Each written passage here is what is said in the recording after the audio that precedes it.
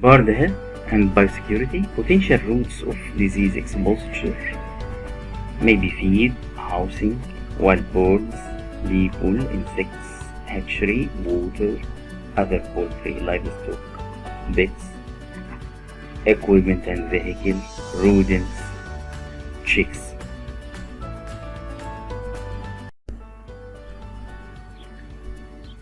Decreasing risk of disease, preventing disease transmitted by human, prevent unauthorized access to the farm, shower on the farm and change clothing, maintain a record of visitors, wash and sanitize hands and boots when entering and leaving the houses, clean and disinfect all equipment before bringing him to the house, visit youngest flocks first.